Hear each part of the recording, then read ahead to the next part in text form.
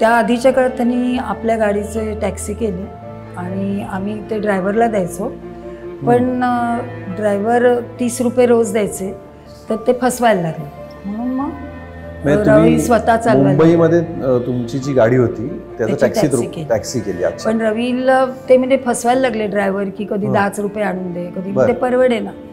पण रवी तसा जिद्दीचा होता. मग तो लायसन्स काढायला गेला. टॅक्सीला वेगळं लागतं, परमिट हे लागतं. तर ते लोक ओळखत होते, म्हणजे रवींद्र हरा महाजनींचा मुलगा, तुम्हाला काय गरज आहे, तुम्ही सुशिक्षित लोक, तुम्ही नोकऱ्या करू शकता, हे तुमचं काम नाही, म्हणून दिलं नाही. मग तो रात्री एक शर्ट घालायचा मळका आणि निघायचा आणि टॅक्सी चालवायचा, की कोणी बघू नये वगैरे म्हणून. पण त्याचं देखणं रूप पाहून आणि तो टॅक्सी ड्रायव्हरने नकळून माझे रस्त्यावरचे पोलीस त्याला बरोबर हटकायचे. आणि त्यामुळे प्रॉब्लेम यायचा.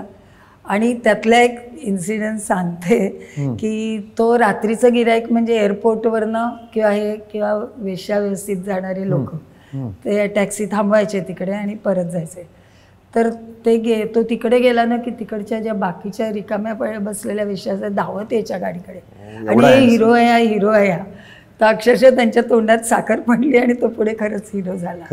म्हणजे सगळे जे बघायचे ते त्याला हिरोच म्हणायचे, जेव्हा तो काही नव्हता तेव्हा. पण मग हिरो कसे झाले, सिनेमात कसे आले? तेच तर, सुधीर फडके लग्नाला आले होते आणि तेव्हा आईला ते म्हणाले त्याला पाहून, की अरे अहो तुमचं जावई तर हिरो होण्यासारखं आहे. आणि त्यांनी मग आरामाच्या वेळेला कमलाकर तोरणेंना हे सुचवलं. अच्छा.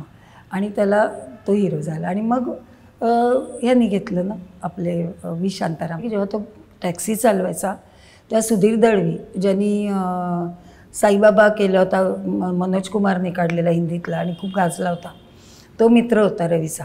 तर एकदा टॅक्सी चालवताना तो त्याच्या शेजारी बसला आणि दोघांच्या सिनेमाच्या गप्पा चालल्या होत्या आणि मागे कोणतरी पत्रकार बसले होते. तर त्यांना आश्चर्य वाटलं, टॅक्सी ड्रायव्हर आणि अशा गप्पा मारतात सिनेमात. तर त्यांनी विचारलं कोण म्हणून वगैरे, आणि त्यांना कळलं की हरा महाजनींचा मुलगा रवींद्र महाजनी वगैरे. पिक्चरमध्ये आलेलं नव्हता तेव्हाची गोष्ट. तर दुसऱ्या दिवशीच्या पेपरमध्ये हेडलाईन आली की हरा महाजनींचा मुलगा टॅक्सी ड्रायव्हर. आणि ते इतकं हे झालं होतं की कसं त्याला, तो बिंदास होता, त्याला काही नाही वाटलं. मला जरा वाटलं नातेवाईक काय म्हणतील, आणि लपून मी कोणाला सांगितलेलं नव्हतं की तो टॅक्सी चालवतो. तो रात्री टॅक्सी चालवून सकाळी घरी यायचा आणि झोपलेला असायचा. आणि माझी आई तिथे मॉर्निंग वॉकला यायची, तर माझी परिस्थिती माहीत असल्यामुळे फळं भाज्या काय घेऊन यायची आणि बघायची. तर मी बाहेर सर्वेसाठी जायला निघालेली आणि रवी झोपलेला तिकडे. तर तिला खूप वाईट वाटायचं की हा बहुतेक दारू पिऊन झोपला आणि माझी मुलगी कष्ट करते. तिला खूप वाईट वाटायचं त्या.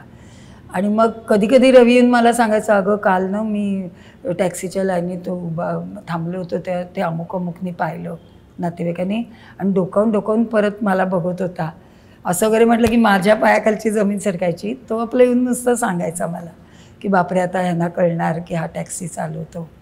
आणि पेपरमध्ये आल्यावर तर सगळ्यांना कळलंच. पण तो टॅक्सी ड्रायव्हर नव्हता, मजबुरी म्हणून आपल्याच गाडीची त्यांनी नाईलाजाने केली ती घर चालवण्यासाठी.